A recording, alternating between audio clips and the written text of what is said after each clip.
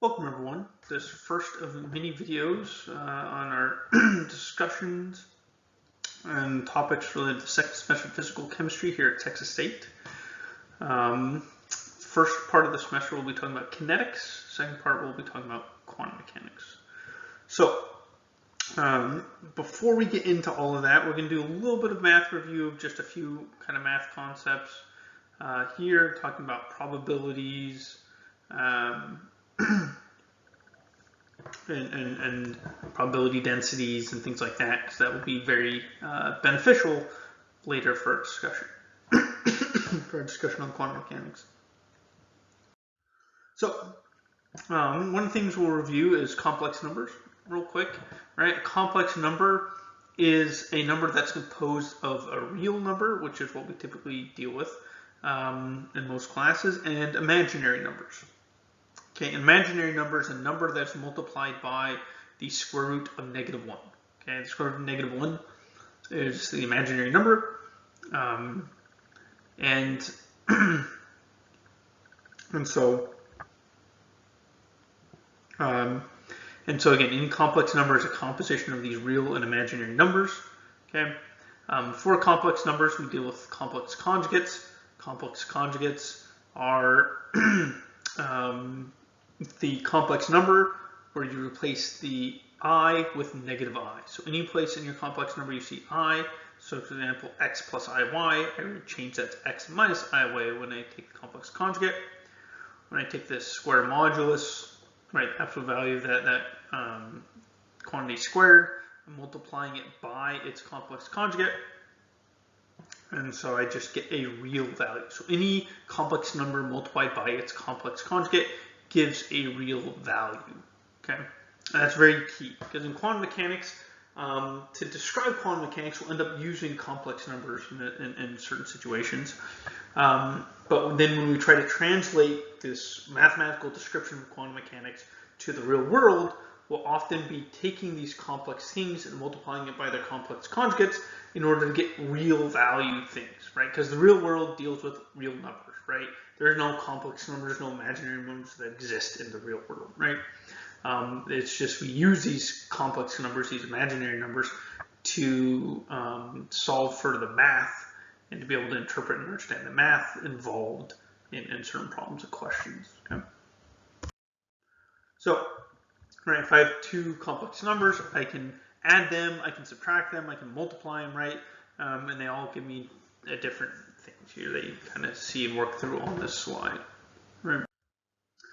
So the other main thing that we want to talk about is probability, okay? Because quantum mechanics is a world of probability, basically. Quantum mechanics just deals with probabilities, okay? And so in quantum, right, we talked about at the end of last semester probabilities and think of like coin flips and things like that, right? The idea is, right, the probability of something occurring is the chance that that will occur divided by the chance that any outcome can occur. Okay? So when we talk about probability, we can talk about the most probable outcome, and that's related with the derivative of the the derivative of the probability distribution function with respect to position. Okay, so this probability distribution function that we'll be using and talking about is a function of space, right? So a function of real space that that describes what is the chance of something being located in that region of space. Okay, so you know, if I have some object in a room, its probability distribution function, right, is some distribution, right, in that room that talks about what is the probability of this object being at this point in the room, or that point in the room, or that point in the room, right? It's 5% chance here, 0.1% chance there, 0% chance there, 20% chance there, right? Like it's some function that, given a coordinate in space, gives you back the probability of being at that coordinate, right? That is my probability distribution function. Now it can be used to describe things in space, right? But it can also be like, let's say you're talking about grades in a class. What's my probability of getting a certain grade, right? Well, I can create a probability distribution function for an entire class, right? That tells me what is the probability that someone got this grade in this class, okay? Now, probability distribution functions themselves must be normalized, okay? Right? So what that means is that the integral of a probability distribution function over all possible values must equal 1, right? Because what that's saying, right, is that if that's true, then that's saying that the that there's a 100% chance of finding my object, say, in this space, right? If it's talking about probability distribution function within space, right? That's what it's telling me, right? So if my probability distribution function gave me some number greater than 1, then I'm saying I have like a 200% chance of finding my object somewhere in space, right? Which isn't really making sense, right? And if it's less than 1, then it's saying I have less than 100% chance of finding my object, right? Which doesn't make sense. Your object exists, you should be able to find it if you look everywhere, right? And so, right, that's what, we're talking about when the probability distribution function needs to be normalized. That's what we're referring to, okay? And so, and how we normalize it, the function that describes the normalization of the probability distribution function, right, is given here, right? This n is what we're going to call the normalization constant, okay? It's going to be the 1 divided by the integral of your probability distribution function over all possible values, right? All space, okay? Now, again, your probability distribution function, right? And how you get to this, right, is you take your probability distribution function that's not normalized, you multiply by some normalization constant n, and rearrange kind of equations, you get to this formula here, right? Okay. Okay, I guess we can show that real quick, right? If I start off with some unnormalized probability distribution function, right, and what I want is the integral of that over all space, right, times my normalization constant will equal 1, okay, right? And basically what I'm saying is p of x, which equals p prime of x times n, that this is normalized, right? That this integral is equal to 1, right? The integral of p of x is equal to 1, so the integral of p prime of x times n equal to 1, right? Use x min to x max, right?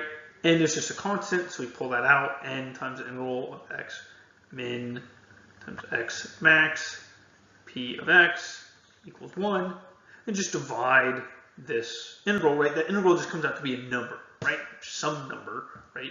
A definite integral just returns a number.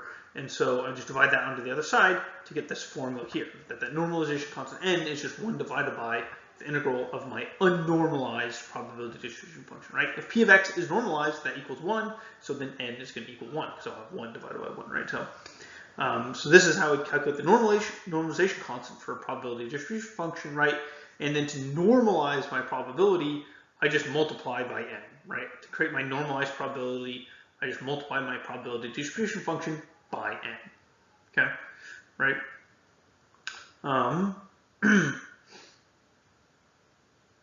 And so, right, other things we can do, probability distribution functions, right? We can ask, what is the probability of finding my function within a certain region of space, right? That probability comes out to be this expression here, right? To say the probability of finding my object between x1 and x2 is just the integral of my probability distribution function to x1 and x2, right? And this is very useful, right? In quantum mechanics, again, it will deal with probabilities, and so we can ask questions like, what is the probability of my electron in the hydrogen molecule H2 to be somewhere between the two hydrogen atoms, right?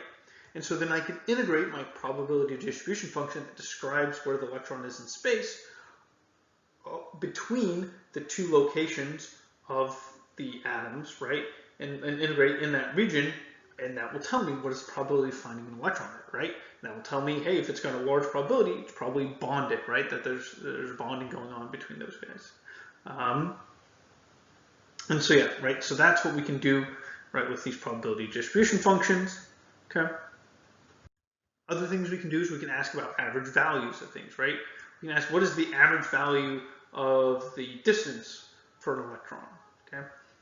Right, let's say where's the average location for where the electron is in the hydrogen atom, right? I got the hydrogen atom, I want to know how far away is the electron on average from the nucleus, right? To do that, I need the probability distribution function of the hydrogen atom, and I integrate that, okay, times the position coordinate x itself. So the average position is just the integral over all space, that's what x min x max is, right, for x times p of x, right, probability distribution function. And that works for anything, right? That works for 1 over x. If I want to know what is the average value of 1 over x, I just take the integral of 1 over x times the probability distribution function and integrate that over all space, right? That works for average value of some function of x, right? That's just going to be the integral of f of x times p of x dx, right? Overall, and I'm integrating here over all possible space again, right? Right, and so this is these types of integrals are very, very common in quantum mechanics, okay? Because quantum mechanics, again, I'll stress this now, and I'll stress it much later when we get to quantum mechanics, right? But it is a dealing with probabilities, okay? And so we need to be able to talk and describe about our probability distribution functions, right? And how we can use those to answer questions, okay? Answer questions about where are we likely to be in space, right? What is the average energy of my electron? Okay, what's the average kinetic energy of my electron? What's the average velocity of my electron, right? I can ask all sorts of questions like that. The average location, right? What's the root mean square distance, right? Like there's anything I could ever ask and try to solve for in quantum mechanics, I solve for using the probability distribution function, okay? And so that's kind of the trick, is that we need to be able to find this probability distribution function and we need to solve for it.